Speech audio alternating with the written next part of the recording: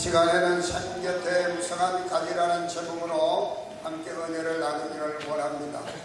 오늘 이 본문의 말씀은 야곱이 임종을 앞두고 그의 12 아들들에게 일일이 축복하며 기도하는 말씀 가운데 특별히 오늘 읽어드린 본문의 말씀은 요셉을 위해서 축복하는 말씀인데 12 아들 중에서 가장 길게 야곱은 요셉에게 축복을 빌어주고 있는 것을 볼 수 있습니다. 구약 성경의 말씀 보면 제사장과 아버지는 축복글이 있습니다. 아브라함 시대에는 제사장이 없었어요. 살렘 왕이라고 하는 멜기세덱이라고 하는 제사장이 있는데 그는 정처가 분명하지 아니한 사람입니다. 이 멜기세덱은 갑자기 등장한 성경의 인물인데 히브리서에는 예수님이 멜기세덱의 반차를 쫓아 대제사장으로 오셨다라고 말씀합니다. 그러므로 히브리 민족 가운데서 하나님 앞에 제사를 주관하는 제사장이 그 시대는 없었습니다. 아브라함은 아버지인 동시에 제사장 역할을 했습니다. 그래서 아브라함은 이삭을 축복했고 이삭은 야곱을 축복했죠. 이삭은 물론 장자의 축복권을 야곱에게 상속했습니다. 또 이 야곱은 오늘 성경에 보니까 12 아들을 축복하는데 특별히 요셉에 대해서 각별하게 축복을 하는 것을 볼 수 있습니다.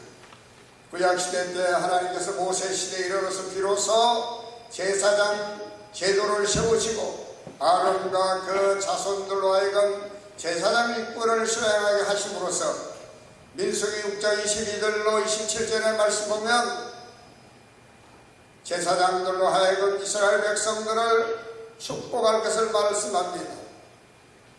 하나님 이름으로 복을 받도록 기원하면 하나님께서 그들을 지켜주시고 하나님의 얼굴을 향하여서 평강 주시기를 원하며 하나님의 얼굴빛을 비춰서 은혜 베푸시기를 원하며 기도할 때 하나님께서 제사장들이 백성을 위하여 축복하는 그 기도를 하나님 들으시고 이스라엘 백성들을 축복하시마라고 말씀하시는 말씀을 보게 됩니다. 오늘 이 야곱은 제사장이 없던 시대에 아버지가 제사장 역할을 함께 수행했던 그 시대입니다. 저는 오늘 이 시간 여러분 아버지의 심정으로 여러분을 축복하고 싶습니다. 복되기를 원하시는 분만 크게 아멘 하시길 바랍니다.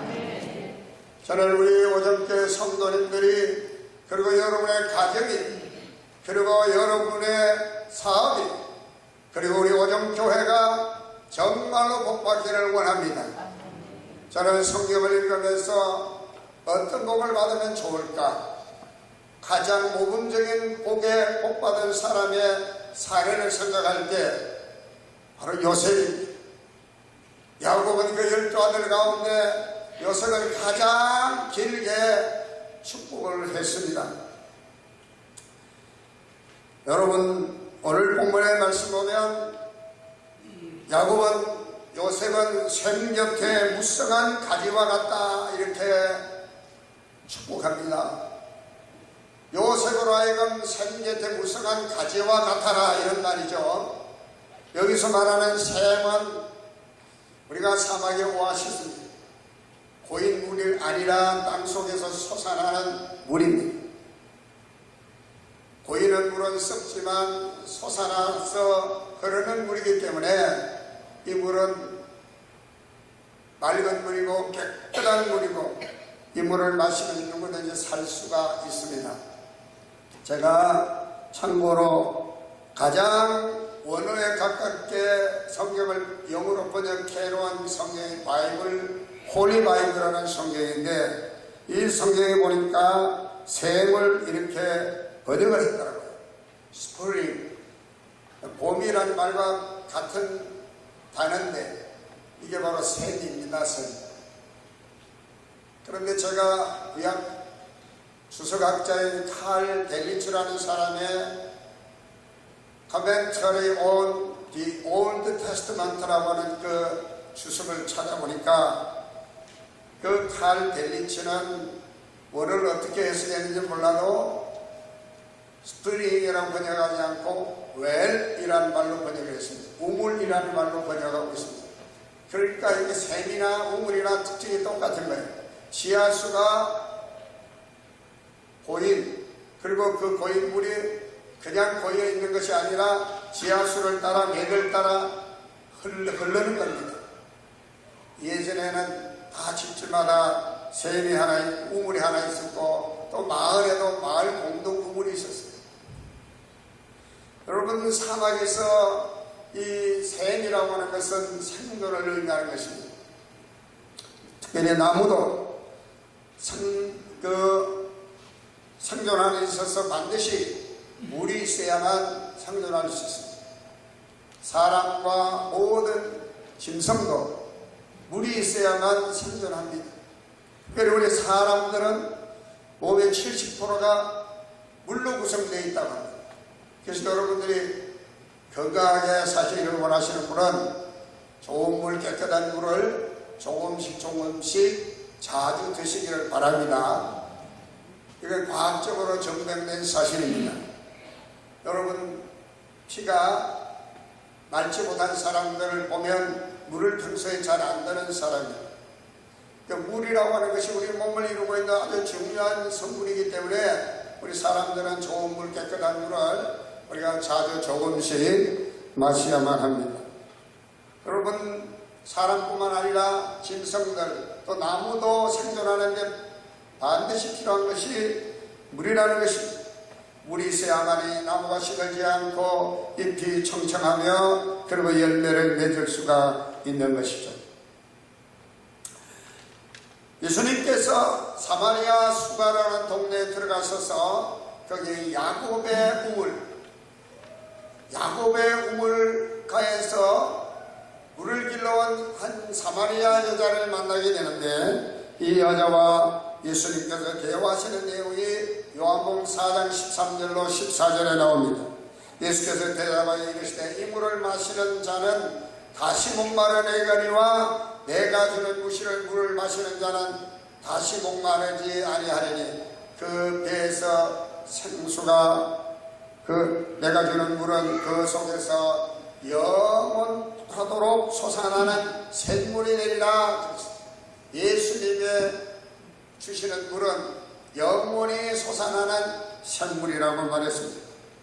시편 1편 1절로 3절 말씀에 보면 복 있는 사람 어떤 사람이냐, 악인의 길을 쫓지 아니하고 죄인의 길에 서지 아니하며 오만한 자의 자리에 앉지 아니하고 오직 여호와의 율법을 주의하러 묵상하는 자로다. 저는 복 있는 사람은 하나님의 말씀을 주의하러 묵상하는, 그리고 그 말씀을 즐거워하는 그 사람은 마치 시냇가에 심은 나무처럼 철을 따라 열매를 맺으며 그 잎사귀가 마르지 아니하고 그 모든 하늘이 형통하리라고 말씀하고 있는 것입니다.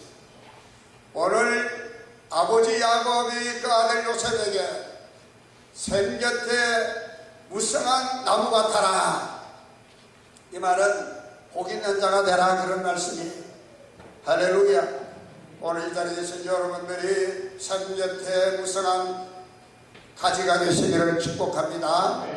복 있는 사람이 되라는 말씀이에요. 예레미야 17장 7절로 8절의 말씀에도 우리 여호와를 의지하며 여호와를 의뢰하는 그 사람은 복을 받을 것이라. 그는 복을 받을 그 사람은 물가에 심어진 나무가 그 뿌리를 강변에 뻗치고 더위가 올지라도 두려워하지 아니하며 그 잎이 청청하며 가무는 때에도 걱정이 없고 결실이 거치지 아니함 같으리라. 할렐루야. 물가에 심어진 나무 복받을 자입니다. 할렐루야. 잠언서 14장 27절의 말씀 보면 여호와를 경외하는 것은 생명의 셈이니 그랬어요. 하나님을 경외하는 것이 생명의 셈이다. 오늘 이 자리에 계신 여러분들이 이런 샘 곁에 무성한 나무가 가지 되기를 다시 한번 주님의 이름으로 축복합니다. 본문의 말씀 보면 이 산 곁에 가지 앞에는 무성한이라는 말이 들어있습니다. 이 무성한이라는 말은 열매를 맺다라고 하는 그 원어에서 유래된 말이라고 합니다. 무성하다, 우리가 생각하면 잎사귀가 무성한 것을 생각하는데 그 원어는 돌아가는 말인데 이 말은 열매를 맺다라고 하는 뜻을 가지고 있습니다. 그래서 우리 바이블을 찾아보니까 뭐라고 적혀있느냐 하면 A fruitful bough, 이렇게 열매를 맺는 가지, 이렇게 번역이 되어 있습니다. 여러분, 그러므로 무성한 가지라고 하는 이 표현은요, 열매를 많이 맺는 가지라는 의미입니다. 잎만 무성한 가지가 아니라는 것입니다. 성생 곁에 가지는, 무성한 가지는 잎만 무성한 것이 아니라 열매가 많이 주렁주렁 맺혀있는 가지, 그런 말씀입니다. 할렐루야. 요셉은 장남이 아니었지만 장자의 명분을 받았어요. 그 자손이 번성했습니다. 원래 이 무성한 가지라는 말은 열매를 많이 맺은 아들이라는 원래의 원어된 것이 있습니다. 그러니까 이 말은 전체적으로 보면은 이 요셉이 자손이 번성하게 되겠다는 건 축복이에요. 자손이. 예전에는 자녀가 많으면 다살이 복이라고 했죠. 역대상 5장 1절로 2절의 말씀 보면요, 원래 야곱의 장자는 누구냐면 르우벤이었어요. 그런데 이 르우벤은 장자였지만 아버지의 친상을 더럽혔으므로 장자의 명분이 이스라엘의 아들, 즉 야곱의 아들 요셉의 자손에게로 돌아가서 족보의 장자의 명분대로 기록되지 못하였다라고 역대상 5장 1절로 2절에 분명히 말하고 있습니다. 장자의 축복권을 누가 받았다? 바로 요셉이 상속받음을 말하고 있는 것입니다. 생겨된 무성한 가지라는 이 말은 요셉과 요셉의 자손들이 육적으로 장자가 아니었지만 장자의 맹물을 얻어서 그 자손이 번성하게 되고 존귀하게 되었음을 의미하는 것입니다. 구약시대에 장자는 아버지로부터 재산을 상속받을 때 갑절에 상속을 받았다고 이야기합니다. 우리나라도 옛날 다 부모가 돌아가실 때, 아버지가 돌아가실 때 재산을 상속해 줄 때 맏아들, 큰아들에게는 다른 자녀와 달리 갑절로 재산을 상속해 줬어요. 유대도 그런 전통이 있는 것입니다. 그런데 이 요셉은 장자가 아님에도 장자의 명분을 받아서 2배의 축복을 받았는데 야곱의 12아들 가운데 레위는 12지파에 속하지 않고 그 12지파에 요셉의 2아들인 므낫세와 에브라임과 므낫세가 이스라엘 12지파 가운데 들어가는 그런 축복과 영광을 누리게 됐습니다. 그러므로 여러분, 이 야곱이 요셉을 향하여 축복하는 이 축복이 빈말이 아니죠. 요셉은 장자권의 명분을 받아서 그 아들 둘이가 이스라엘 12지파의 반열에 서서 번성하게 되었고 하나님이 요셉의 자손들을 크게 축복해 주신 것을 믿으시기 바랍니다. 한마디로 말하면 요셉은 산 곁에 무성한 가지처럼 복을 받은 사람이다, 그런 말씀이에요. 할렐루야. 여러분, 이런 복을 받게 되시기를 바랍니다. 내 관계보다도 내 자녀, 자손, 내 더 갑절로 복을 받는 이런 축복이 우리 오정교회 성도님들에게 있게 되기를 축원을 드립니다. 그런데 이 무성한 가지가 담을 넘었다라고 성경이 말합니다. 무성한 가지가 열매를 많이 맺은 가지라고 말했어요. 이 가지가 담을 넘었다. 이게 무슨 말씀입니까? 예전에 제 어린 시절만 해도 거의 집집마다, 여러분 도시에는 잘 모르겠으나 우리 교회도 성숙자 권사님이 이게 매년 감을 가지고 이렇게 가져오시더라고요. 집에 가보니까 아주 감나무가 아주 그냥 큰 감나무가 있어가지고 감을 꼭 따서 이렇게 가져오세요. 예전에는 집집마다 감나무 한 그릇씩 다 심었어요. 이 감나무가 열매를 감을 잘 열면 이제 가지가 이렇게 쭉 늘어지는데 담을 넘어서 우리가 어릴 때는 보면 그 담 넘은 그 감을 따먹기도 그렇게 했어요. 옛날에는 인심이 좋아가지고 주인이 자기 집 담을 넘어 그 있는 그 감을 따먹어도 그렇게 혼을 내거나 그러질 않았어요. 여러분, 열매가 많이 맺힌 무성한 가지가 담을 넘었다. 이건 당장 밖의 사람들에게도 덕을 베푸는 사람이 되었다는 것을 의미하는 것입니다.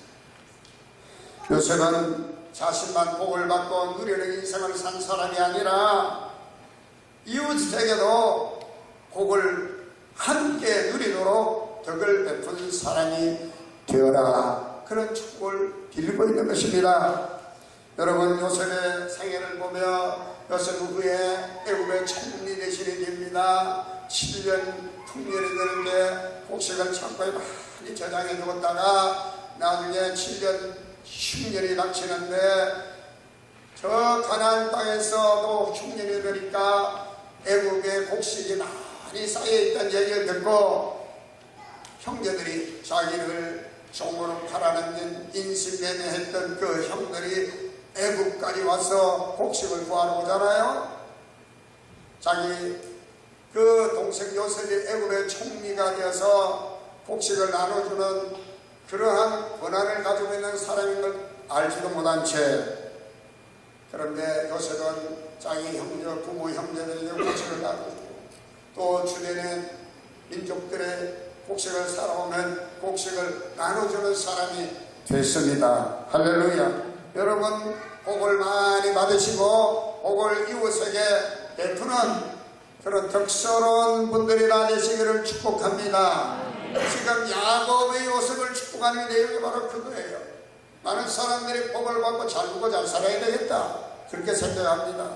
그런데 우리가 성경 사도행전 여러분이 10장 35절의 말씀 보면 예수님이 하신 말씀을 인용해서 이렇게 말합니다. 주는 자가 받는 자마다 복이 있다. 할렐루야. 복을 받아서 남을 주어야 된다, 이렇게 성경에 말하고 있는 것입니다. 예전에 우리 어른들이 자녀들이 공부를 안 하면 얘놈아 공부 좀 해라, 공부해서 남주냐, 성공해서 남주냐, 출세해서 남주냐, 그렇게 혼을 냈어요. 그러니까 남주지 않는 일이니까 열심히 하라는 거죠. 그러나 성경의 가르침은, 주님의 가르침은 우리에게 다르게 말할 것을 이야기합니다. 여러분의 자녀들에게 이렇게 가르치시기 바랍니다. 공부해서 남주거라. 한번 따라 하십시다. 공부해서 남주거라. 성공해서 남주거라. 출세해서 남주거라. 이게 성경적 가르침이에요. 오늘 야곱의 아들 요셉을 축복하는데 무성한 가지가 담을 넘어 많은 사람들에게 덕을 베푸는 사람이 되라, 이렇게 말하고 있는 것입니다. 사랑하는 성도 여러분, 저는 분명히 초대에 말씀드렸습니다. 아버지 심정으로 여러분들이 이런 분들이 다 되기를 진심으로 축복합니다. 그런데 요셉이 이런 복스러운 사람, 복스러운 일생을 살아가기 위해서는 요셉 스스로의 힘으로, 능력으로, 실력으로 되기를 구하지 않았어. 야곱은 이미 요셉은 지금 이 말씀을 지금 야곱이 요셉을 위해서 축복할 때는 이미 요셉이 다 출세해서 애굽의 총리 대신이 된 상태에서 지금 야곱이 자기 아들 요셉을 지금 축복한다고 하는 그 말씀인데, 이것은 다른 말로 이야기하면 요셉의 생애 속에서 야곱이 그 아들이 이렇게 복을 받았구나, 그런 얘기예요. 야곱은 이렇게 복을 이루어줍니다. 목자의 손을 힘입었다라고 이야기합니다. 요셉이 생계에 무성한 가지가 되어 그 무성한 가지가 담을 넘기까지 된 것은 목자의 손을 힘입었기 때문이다. 요셉에게 화를 쏘고 요셉에게 적개심을 가진 사람들 오히려 요셉을 죽이려고 화를 쏘았지만, 전능자의 목자의 그 손, 이스라엘의 목자의 그 손이 요셉과 함께함으로 오히려 그들을 능가하는 힘을 요셉에게 하나님 주셨다. 그러므로 요셉은 자기 힘으로 이런 복을 받는 인물이 아니라는 것을 말씀합니다. 활쏘는 자가 그를 학대하며 적개심을 가지고 그를 쏘았으나 요셉의 활은 도리어 그 쇠에 그의 팔에 힘이 있으니 이는 야곱의 전능자 이스라엘의 반석인 목자의 손을 힘입음이라. 창세기 39장 2절로 3절의 말씀 보면 요셉은 하나님께서 함께 하심으로 형통의 복을 받았음을 말합니다. 요셉은 종살이 할 때도 그 신분과 그 수준에서 하나님의 손이 함께 하심으로 형통했고, 감옥살이 할 때도 하나님의 손이 함께 하심으로 그 감옥소에서도 요셉은 형통하게 했고, 그리고 바로의 총리 대신이 되었어도 하나님께서 요셉에게 그 손이 함께 하심으로 요셉이 형통한 복을 받게 된 것입니다. 요셉처럼 파란만장한 인생을 산 사람이 없습니다.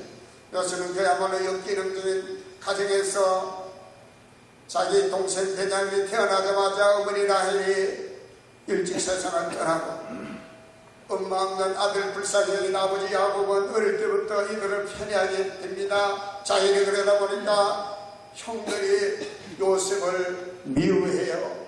아버지 신처럼 자가는 이 요셉을 형들이 옳거니 잘됐다, 구덩이에 던져넣어서 짐승의 밥이 되도록 죽이자. 여러분, 노벤이 나서서 우리는 피를 보지를 말자, 죽이지를 말자. 마침 여러분 저 무역 낙타를 끌고 이제 여기저기 다니면서 장사하는 상인들이 지나가는 걸 보고 우리가 저 상인들에게 요셉을 인신매매 팔아버리자. 그래서 종으로 팔아 넘기게 되죠. 여러분, 보디발의 장군의 집에서 종살이 하는데 가정총무가 됩니다. 잘 나가는데 싶었는데 보디발의 아내가 모함해서 감옥에 들어가게 됩니다. 그 감옥에서 술 맡은 간원장을 만나게 되고 그의 꿈을 해석해주고 그 꿈대로 그 간원장이 복직을 하게 됩니다. 어느 날 바로가 꿈을 꾸는데 누구도 해석을 하지 못해 마침 술 맡은 간원장이 자기 꿈을 해석해준 대로 자기가 복직한 것을 알고 요셉을 생각하여 요셉을 추천합니다. 요셉이 바알의 꿈을 해석해주고 요셉은 마침 애굽의 총리 대신까지 오릅니다. 요셉은 여기까지 올라왔을 때 내 힘으로, 내 실력으로, 내 능력으로 내가 여기까지 올라왔다가 자만하지 않았습니다. 창세기 45장 5절로 8절 말씀 보면 그의 형들, 자기 종으로 팔아넘긴 그 형들이 두려워하고 있었는데 국무총리가 된 것을 알고 자기들의 곡식을 나눈 자가 바로 자기들 동생인 요셉인 걸 알고 두려워하고 있을 때 요셉이 그 형들이 이렇게 말합니다. 당신들이 나를 이것을 팔았다고 근심하지 마소서, 한탄하지 마소서. 하나님이 생명을 구원하시려고 나를 당신들보다 먼저 보내셨나이다. 당신들의 생명을 구원하고 당신들의 후손을 세상에 두시려고 나를 당신들 먼저 이곳에 보내셨습니다. 하나님이 하셨다는 거야. 형들이 돈을 받고 자기를 팔아넘겼지만 요셉은 돌이켜보니까 형들이 한 일이 아니라는 거야. 자기가 파란만 땅에 인생을 살고 모든 시련과 고난 가운데 수없이 괴로워하며 살아왔지만 그 가운데서 낙심하지 않고 절망하지 아니하고 인생을 포기하지 않고 자살하지 아니하고 끝까지 버틸 수 있었던 것은 하나님의 손이 그와 함께 하시기 때문이라는 사실입니다. 교회의 목자리시는 하나님의 손길이 자신에게 있었음을 고백한 것이죠. 여러분, 아버지가 아들을 축복하는 이 축복이 놀랍지 않습니까?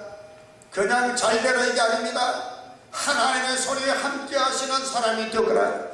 너가 어떤 일을 만든 것들 환경과 상황 가운데 있던지 간에 그 배후에 하나님의 섭리의 손길이 있다. 할렐루야. 그걸 깨달으면 인생은 성공하게 됩니다. 창세기 41장 50절 52절의 말씀 보면 야곱이 이제 요셉이 이제 아스낫이라는 여인을 만나게 되고 그 사이에 므낫세와 에브라임을 얻게 되는데 그 므낫세는 하나님이 나라에서 고난을 잊어버리게 하셨다.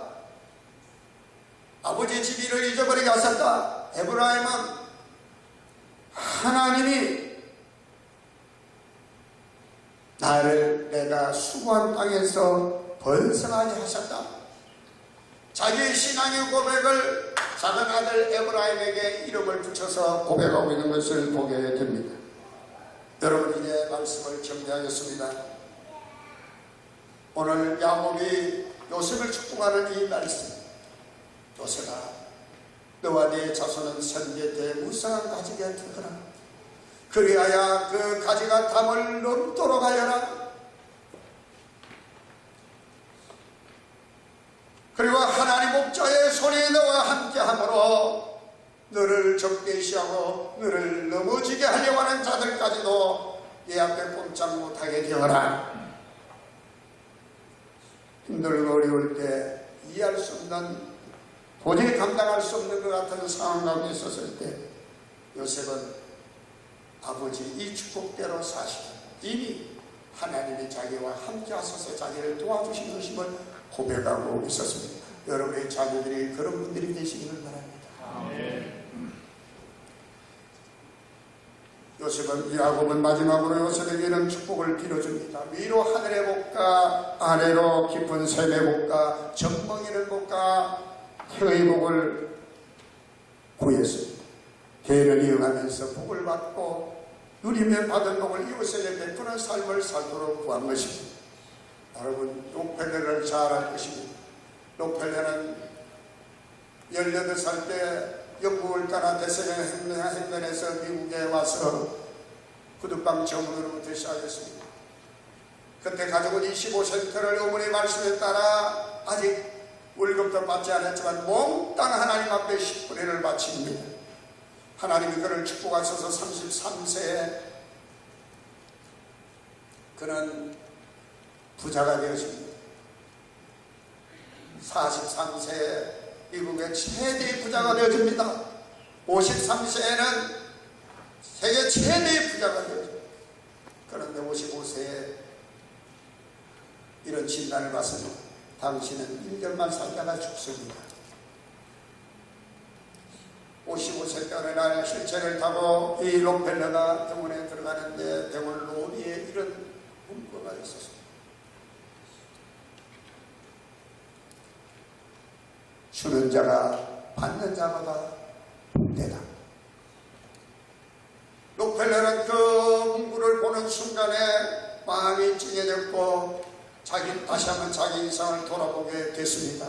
아, 내가 남은 세대가 얼마 남지 않았는데 내가 이제부터는 주는 삶을 살아야 된다.